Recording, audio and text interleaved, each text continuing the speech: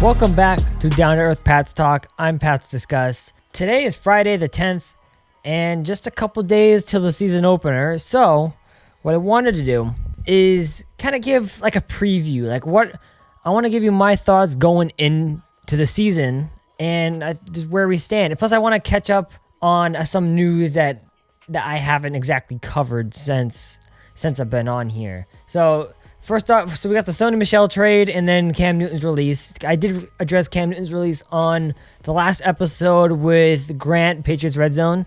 And I'll give you some follow-up thoughts on that. But first, I'll touch on real quick the Sony Michel trade. So we traded Sony Michel for what ended up being a 6th this upcoming year, and a 4th the year after. I believe that's what it ended up being, because I know they changed it.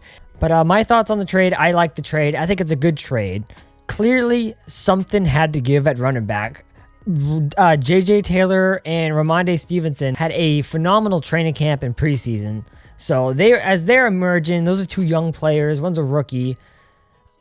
You got James White, and then you got Sony Michel and Damien Harris. So something had to give. So when you looked at the depth chart, it was Harris, Michel, White, J.J. Taylor, and Ramondre Stevenson.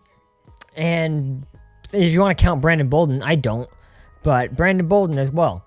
So something had to give, because, I mean, my guess was either they redshirt Stevenson for a year, which I thought was possible, but though he's been special this training camp, so it was kind of like, I wasn't quite sure what they were going to do there, but I guess we have our answer now. But there was either that, or they cut bait with someone like James White on a cuttable contract, a veteran, or a Sony Michel trade. My original guess was James White. I thought he'd get the axe, but it ended up being Sony Michel.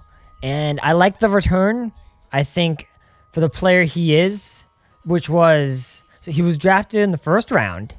He really had one really good year, which was the Super Bowl year. After that, pretty underwhelming. I thought last year he played, when he got out there, he played pretty well. He looked like he was playing for his job, quite frankly, because of the emergence of Damien Harris. So that was encouraging. And then this past training camp, he came out of the gates looking healthy. And this was the first time since we drafted him that he looked healthy coming out of the gates. So I was encouraged with that too.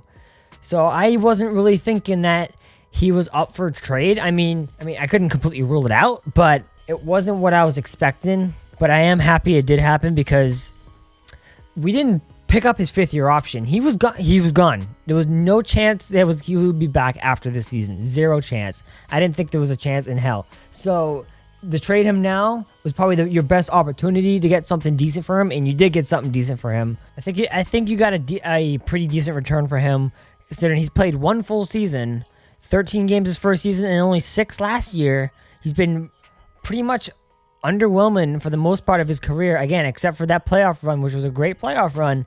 Still, since then, nothing that impressive.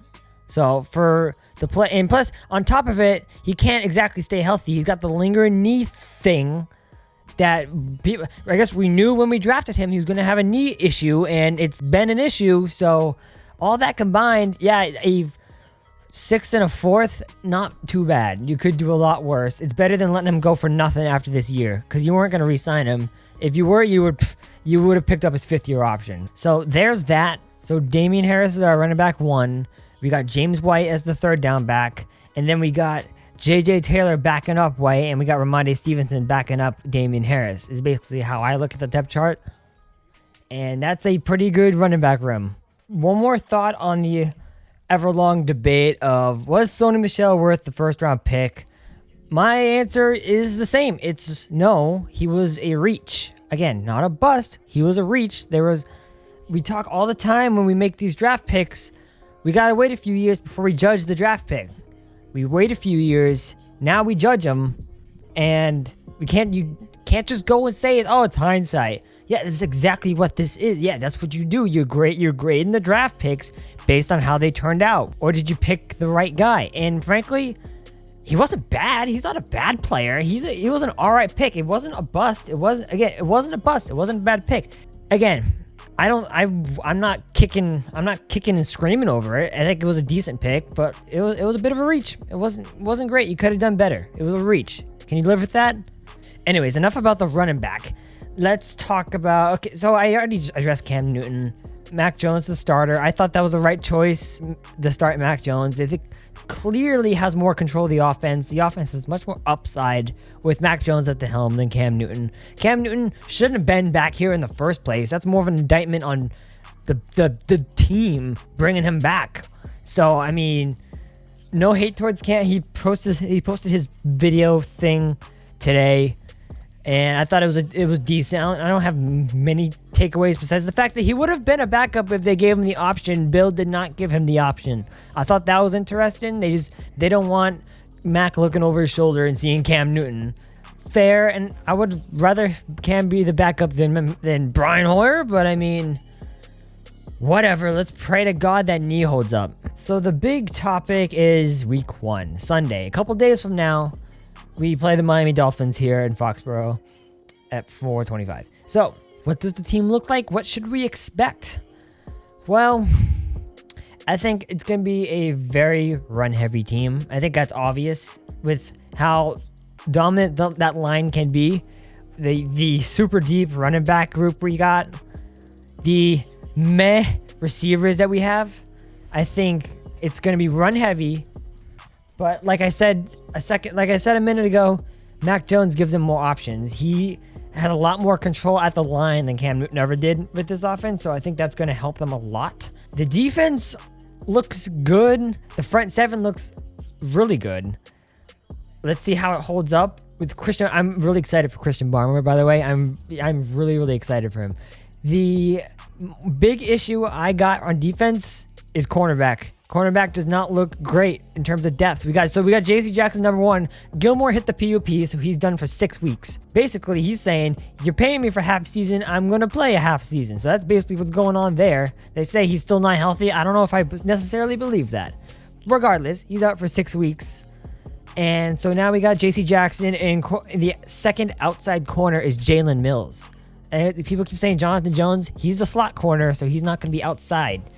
He's not a boundary guy. So Jalen Mills is your boundary guy, and I don't like it. It's got me a little worried. Like, he's not a bum. Like, he can jam at the line. He's physical. He can be physical at the line. He's just not very fast, and that's where a lot of receivers get him. He's much better as a safety.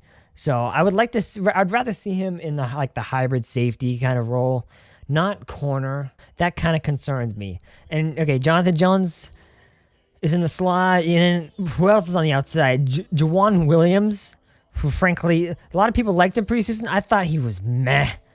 The way he started that first preseason game, holy crap, he stunk. He kind of bounced back a little bit in the final 2 games. So, okay, I don't feel great about that. Hopefully they can jam at the line and the front seven can get to the quarterback.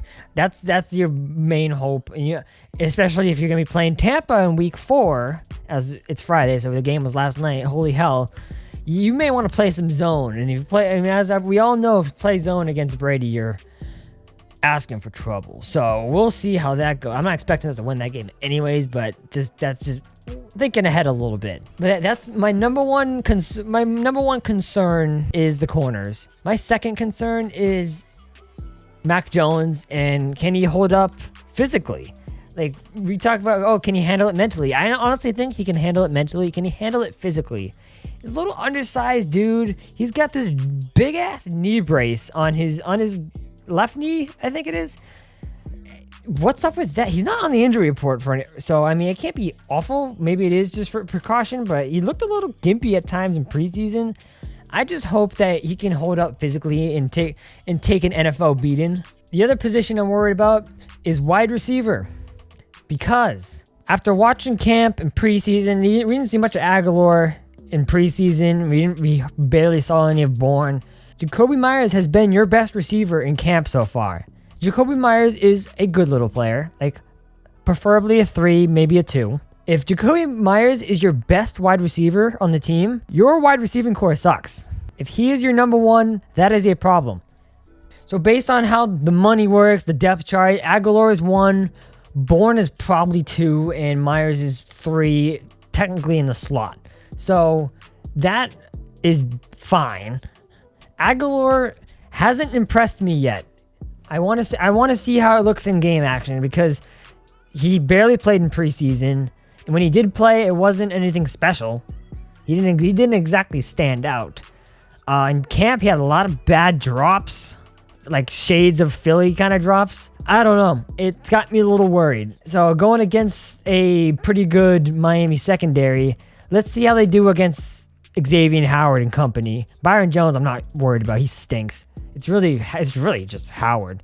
If they press him at the line, I want to see how they react and see if they can handle it. Because I'm not sold they can. I'm not on the Aguilar-Bourne hype train just yet. I want to see how it looks first. I do feel kind of better that Mac Jones is at the helm. I think that'll give them more opportunities in general. So I feel like that'll work better. I want to see how it looks. I'm definitely not giving up on them yet. I'm willing to reserve judgment until after a couple games. But going into the year, it's something I think we should keep an eye on because I am not sold on the wide receivers. Frankly, our top 2 pass catchers might be Johnny Smith and Hunter Henry. So let's see how that meshes in with everything. It's gonna be tight end heavy, so it may just run through the tight ends anyways. So you may not even need that many wide receivers. So it may not in the end it may not matter that much. But let's see how it looks. Again, Johnny Smith, Hunter Henry, and then you have Aguilar and Bourne out there. That's not awful. I don't hate that. It's just let's see how it looks. Let's see how it looks because I'm definitely not on the hype train just yet. I don't exactly get the hype yet. I'll reserve judgment, but I'm not loving how it's looking so far. But it ain't exactly blowing any doors off. So I want to see how that looks because that's a little concerned on that one. But do we win this weekend? I think we do. I think it might be close. I think it's gonna be pretty close. They're gonna have a lot of close games this year. This week, I think they'll get the win out, but it won't be easy. So to finish this off, I'll give you like a generic record prediction. They're gonna be around, I think, 11-6, 10-7, around there. There's a couple of games like it could go. They have quite a few games at the end of the year, from like middle to the end of the year that could go either way. I think we should contend for the division. If I had to pick a division winner, it would be Buffalo. I think Buffalo wins the division, but we should be up there contending for the division. And I think we should definitely make the playoffs. You should be in expectations for this year that it gets better as the year goes on and that we make the playoffs. That's my expectations this year. Make the playoffs, maybe win a playoff game. That would be a successful season in my book. My official record, if you want me to pick one, my official record prediction is 11-6. And I would be really happy with that being the final record for this kind of season. So, again, it can't be what it was last year. Last year, we got worse as the year got on. Cam got worse as the year went on. We need Mac, even if he starts off slow, to get better as the year goes on. We need to see improvement as the year goes on. We spent $500 million in free agency this year, so let's see if it works on the field. Anyways, that's all the time I got today. Thank you for watching. I hope you enjoyed. If you have anything you want me to talk about next time, comment below, and I will see you next time.